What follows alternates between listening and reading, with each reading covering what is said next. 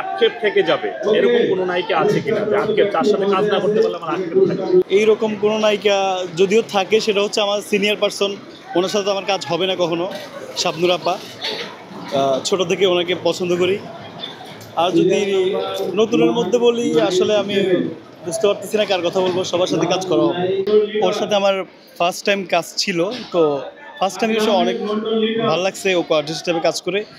আর সব সাইড থেকে সব কিছুই ভালো।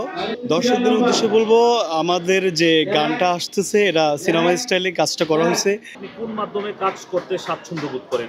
আমি হচ্ছে ইউটিউবে কাজ করতেছি, আবার টিভি নাটকগুলো কাজ করি। মেহেদী হাসান হৃদয় ভাইয়ের সাথে বেশিরভাগ কাজ করা হয়েছে, যিনি বরবাদ বানাইছেন ওনার সাথে। আর ইউটিউবে মিউজিক ভিডিওর ক্ষেত্রে 700+ করা হয়ে গেছে আমার অভিনয়। প্লাস হচ্ছে আমি নিজে গান গাই, সিঙ্গার। তো আবার ডিরেকশনও দেই, কাজ বানাই সব। কোন নায়িকার সাথে কাজ করতে মানে আপনি স্বাচ্ছন্দ্য বোধ করেন বড় পর্দায়? বড় পর্দায় ও তো প্রথমেই আছে। তারপর যখন পরিচালক যার সাথে চয়েস করে তার সাথে করা হবে।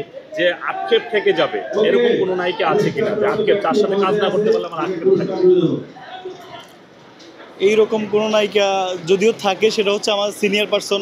ওনার সাথে আমার কাজ হবে না কখনো। শাবনূর আপা, ছোটো থেকে ওনাকে পছন্দ করি। আর যদি নতুনের মধ্যে বলি, আসলে আমি বুঝতে পারতেছি না কার কথা বলবো। সবার সাথে কাজ করা হবে। আর ছোট পর্দার কথা? ছোট পর্দা কেয়া পায়েল, তানজিন তিশা। ফারহানকে আপনার কেমন লাগে? ফারহান ভাইয়ের সাথে আমার সরাসরি অনেক ভালো সম্পর্ক। উনি অনেক ভালো একজন মানুষ, সবসময় ভালো উপদেশ দেয়। এটা কর, এটা করিস না, এটা কর, এটা কর। আমি যেমন সব কাজই করি, ডিরেকশন, অ্যাক্টিং, তারপর গান গাই। তো অনেকে বলে যে তুমি সব করতেছ, তোমার ক্যারিয়ারটা ধ্বংস হয়ে যাবে, এটা সেটা। কিন্তু ফারহান ভাই এক্ষেত্রে বলছে যে তুমি তোমার মতো চালাই যাও, সব করো, তোমার কেউ ঠেকা রাখতে পারবে না।